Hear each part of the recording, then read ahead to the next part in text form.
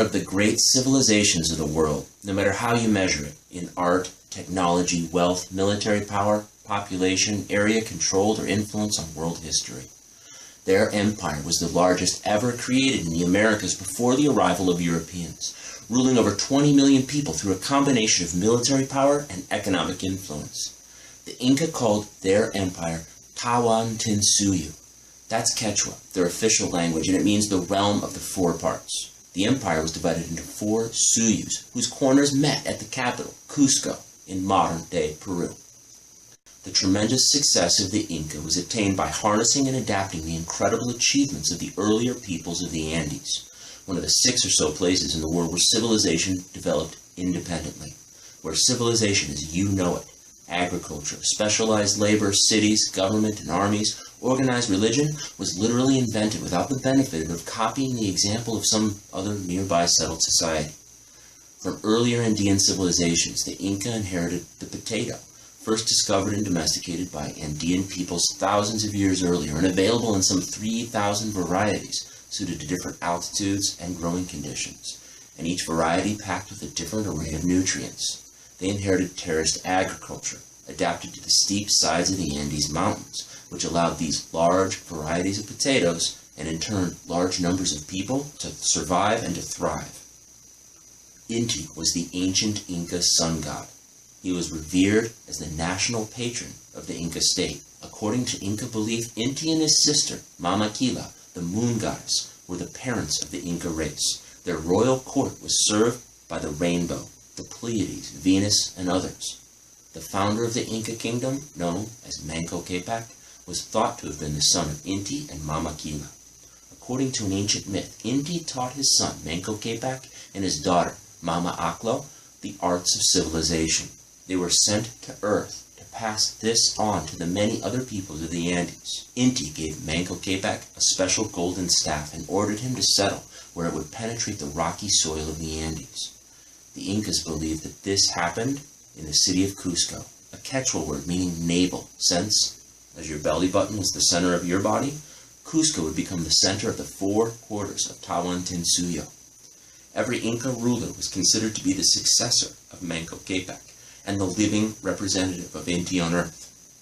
This divine heritage was the primary source of their authority, and so the Inca required the worship of their gods among conquered peoples. Given the Sapa Inca's divine descent, his whole body was considered sacred. Spanish observers claim that Atahualpa, the Sapa Inca ruling at the time of their arrival in the empire, had attendants who collected his toenail clippings, his mealtime leftovers, and any other trace of his presence, and stored them safely away in a vast storehouse to preserve their sanctity.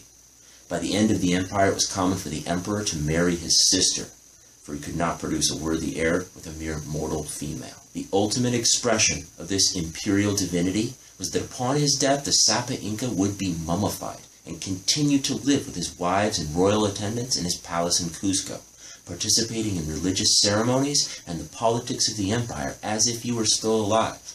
Cusco, as well as the countryside surrounding it, was filled with such palaces and estates where life continued to center around the mummified remains of former Sapa Incas, who lived with their wives, were served meals, and moved around on golden litters long after their deaths. As the empire became more wealthy, the Sapa Inca, or emperor, would adorn himself with gold. Thin sheets of gold leaf would cover his palace, or whole temples dedicated to Inti. But for the Inca, gold was not valuable in the European sense. Rather, it was sacred, treasured for its tendency to glitter and reflect the sunlight, a representation of Inti on earth. Ears of corn and llamas, life-size and used in religious rituals marking the agricultural seasons, were fashioned out of pure gold. A great golden disc representing Inti was discovered by Spanish conquistadors in 1571 and sent as a gift to the Pope via Spain. Most of these wondrous gold works were destroyed by the Spanish, who cared little for their craftsmanship and who wished to repress the religion that they symbolized. In addition to Inti, the Inca believed in the concept of the Huaca, the idea that there were spirits inside of many things in the natural world. This included people and animals, but also mountains, springs, and the earth itself. These Huacas were to be respected and revered, honored and listened to, if the empire, and indeed the whole world, were to remain in order. As a result, there were carefully observed religious ceremonies performed by priests, sacred virgins, and in some cases the Sapa Inca himself, to mark important occasions such as the beginning of the planting season, the solstice, or other celestially and spiritually resonant moments. The Sapa Inca also presided over ideologically important festivals, most notably the Inti Raymi, which was attended by soldiers, mummified rulers, nobles, clerics, and the general population of Cusco, and which began on the June solstice.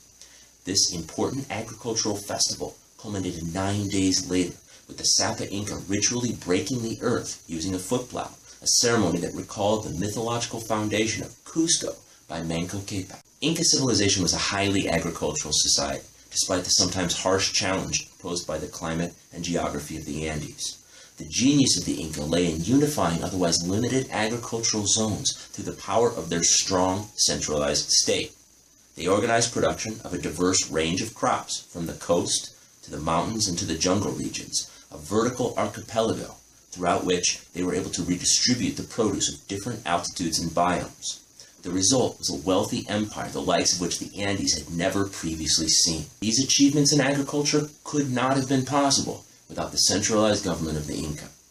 There was a vast workforce within the empire that was at the disposal of the Sapa Inca, and the vast road system which allowed the Inca to harvest crops and distribute them throughout their territory.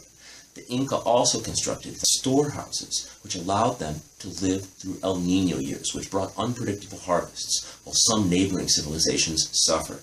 Perhaps the most renowned aspect of Inca architecture is the use of terraces to increase land available for farming. These steps provided flat ground surface for food production, while protecting city centers against erosion and landslides common in the Andes.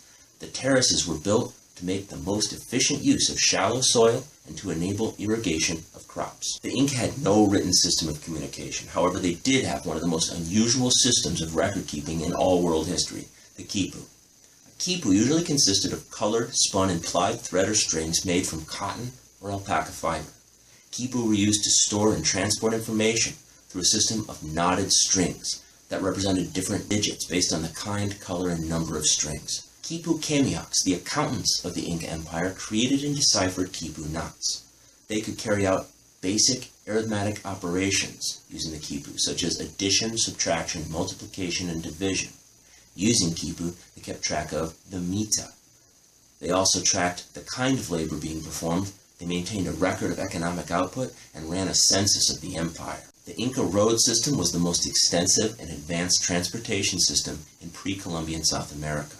It was about 25,000 miles long. That is nearly enough to reach around the entire earth if it were laid end to end. The Capacnan, which is Quechua for the beautiful road, constituted the principal north-south highway of the Inca Empire. It unified this immense and heterogeneous land through a well-organized political system of power. Smithsonian Magazine has described the Inca road network as arguably the biggest, most complex construction project ever undertaken. The Incas developed techniques to overcome the difficult territory of the Andes. On steep slopes, they built stone steps resembling giant flights of stairs. In desert areas near the coast, they built low walls to keep the sand from drifting over the road. Chasquis were agile and highly trained, physically fit messengers that were in charge of carrying quipus, messages, and gifts throughout the Inca Empire along its vast system of roads. A message could travel up to 100 miles per day through the relay system. Each Chasqui carried two items, a quipu and a pututu. Chasquis were able to read and interpret and translate and transfer information based on quipus. The quipu was useless without the Chasqui who delivered it. Since the quipu held primarily numeric information, it was not a true alphabet. He carried the oral message that provided context for the information encoded in the quipu. The pututu was a conch shell used as a trumpet, meant to signal to other Chasquis that one runner was close and that they should prepare to run.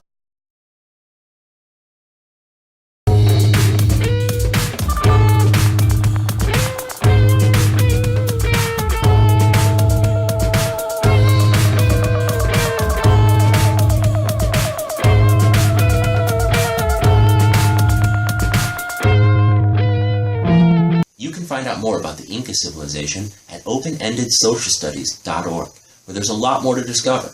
Learn how to plant potatoes like the Inca, or how to make your own keep